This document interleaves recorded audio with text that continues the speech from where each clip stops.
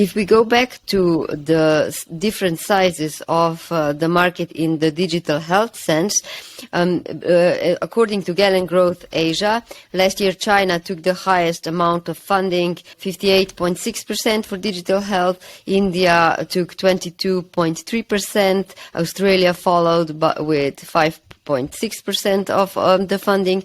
Then in South Korea, 4.3%, and Singapore 3.8%. Can you reflect a little bit on your observations on these markets? Yeah, sure. I can give a very macro view on that. So, if you go back to what I'd shared earlier, China and India have been the biggest base of a lot of startups that have actually mushroomed in this part of the world, right? So if you look at just the number of AI startups in China and India, it's just in healthcare. It's just amazing. And that's where I think Galen Growth is looking at, because they work with a lot of startups. They see how much is the funding that has been raised by these startups. So I would say, and even Taiwan for that matter, right? Because Taiwan has also had a lot of interesting startups around the medtech space as well. So I would say that these numbers are very, very accurate in the sense that, these have been the growth pattern of startups who actually feed their solutions into the gaps and cracks that you see in healthcare. And having said that, I think in Microsoft as well, we're already present in all these markets. And Microsoft, as you know, we work with about, I think, 6,000 plus partners globally in healthcare. And this is where a lot of these startups are, in a way, funded, supported when they are on Azure, which is the Microsoft cloud. And this is where Microsoft works very closely with these startups in getting them to be co-sell ready and then taking their solutions globally as well. So if you look at China, there's a lot of go global movement where some of these solutions are actually even being adopted in Europe or even in the US for that matter. So I would say it has been a leveler in terms of technology where, earlier all the innovation would happen in the US probably or in Europe. But now, as the figures you shared, you see there's been a lot of innovation that's sprouted from APAC as well.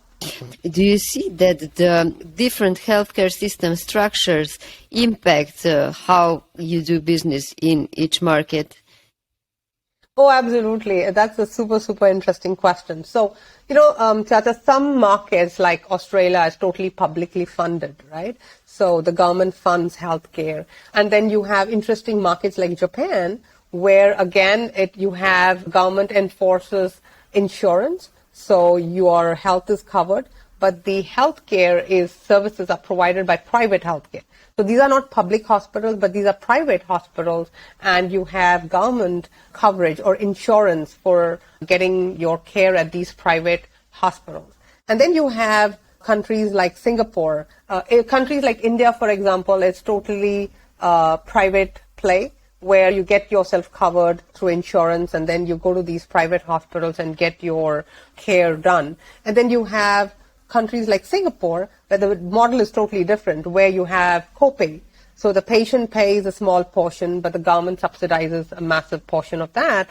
But then you don't have what we call as CPF, where you use your own money to kind of fund the care that you would need when you grow old, right? And then this again is also coupled with private insurance that, citizens can opt for. So there are different models, but honestly, it's very difficult to say that, this particular model has had the highest traction for digital innovation or digital care.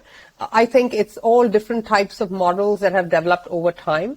But I think a couple of things that underlie each of these is how interoperable is that data, so that you're able to make sense, you're able to prevent people from becoming sick, because finally the cost burden for governments, irrespective of the type of model you have, is going to increase. So the whole focus is on how do you kind of keep people to the left of keep the population to the left. What that means is prevent them from becoming sick, right? I'll give you a simple example. Like in Singapore, it's been, I would say, predicted that 1 in 5 Singaporeans are going to be diabetic by 2050. So the whole aim of the government is how do I manage these chronic diseases? So it's interesting that the burden is going to increase. How do you bring data together so that you're able to profile your population in a digital platform and be able to intervene in a very personalized way so that you're able to prevent people from being sick? And once they're sick, how do you keep them well for a longer period of time? I have an additional question about the comparison of markets. So, for example, given that you also work with specific healthcare providers and hospitals, I kind of wonder what kind of cultural differences do you see in terms of the relationships between healthcare workers in these institutions, because they can be determined by culture, that's one thing, and just by the ratios of how many healthcare workers are where. To be a little bit more specifics, I looked at the numbers of physicians per 1,000 people and nurses and midwives per 1,000 people. And in China, you've got 2 doctors per 1,000 people and 2.7 midwives or nurses. A country that also has a high number of nurses per population is also Singapore, where you've got 2.3 physicians per 1,000 people and 6 nurses. To recap, in China it's 2 against 2.7, Singapore 2.3 against 6, and Australia 3.8 against 13. So Australia really does have a lot of nurses, and when you talk to doctors and nurses, there's always either hierarchy. We do talk about the increased partnership between the two workforces. So I'm just wondering, what are your observations? Because this also impacts how technology is adopted and how fast you can actually implement things in public institutions.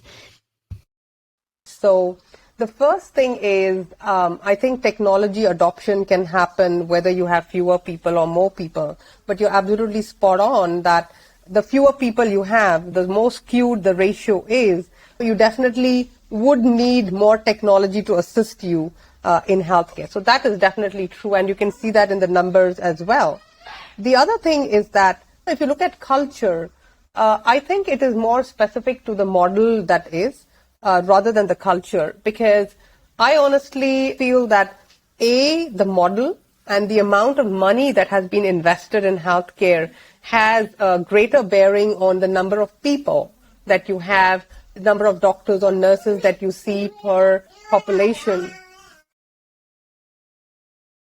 So if you look at, for example, Australia, the reason why you have probably higher number of nurses is also because it's a totally publicly funded model, right? And so therefore, you cannot say no to a patient. You have to have the services that the citizens would require, because that's the only option that citizens have.